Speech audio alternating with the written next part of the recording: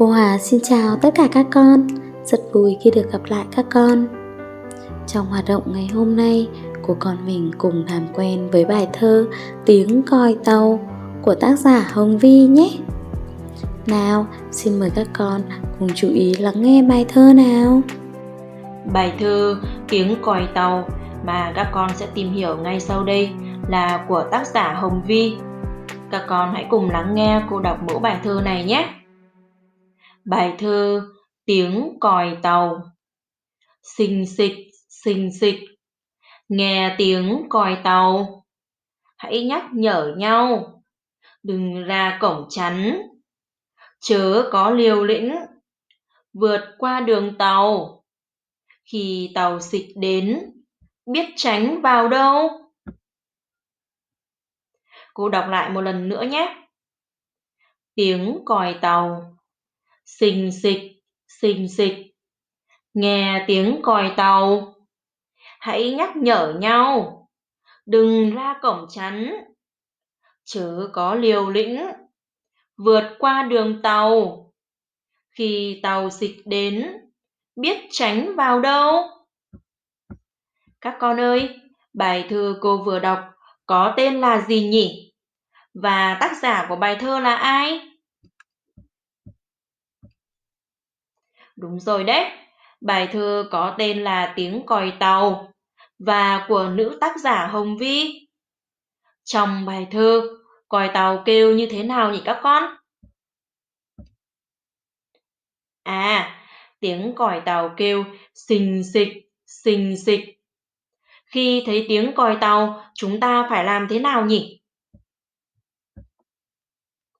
Khi nghe thấy tiếng còi tàu, chúng ta phải nhắc nhở nhau, đừng đứng ra cổng chắn đúng không nào?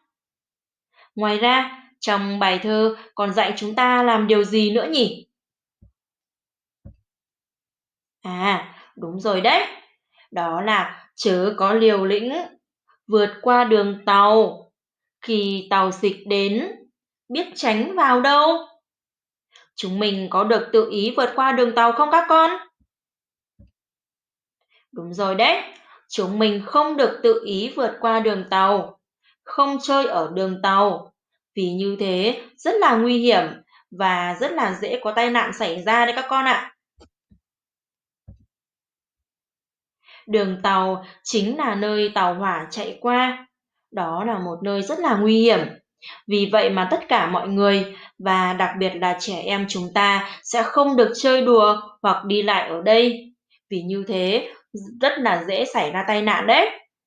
Các con hãy nhớ nhé, tuyệt đối không được chơi ở khu vực đường tàu, hãy luôn tránh xa. Và nếu có đi qua thì hãy luôn đi cùng người lớn các con nhé. Còn bây giờ, các con hãy cùng đọc theo cô bài thơ này nhé. Bài thơ Tiếng còi tàu. Xình xịch, nghe tiếng còi tàu. Hãy nhắc nhở nhau, đừng ra cổng chắn. Chớ có liều lĩnh, vượt qua đường tàu. Khi tàu xịch đến, biết tránh vào đâu. Đọc thêm lần nữa nào. Tiếng còi tàu.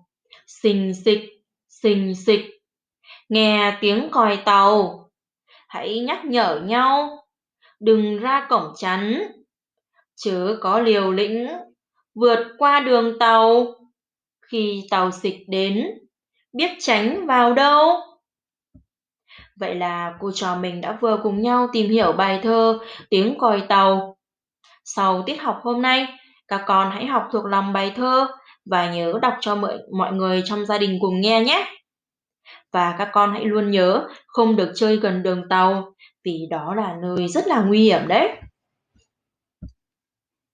Bài học hôm nay kết thúc rồi. Hẹn gặp lại các con trong các tiết học sau. Tạm biệt các con.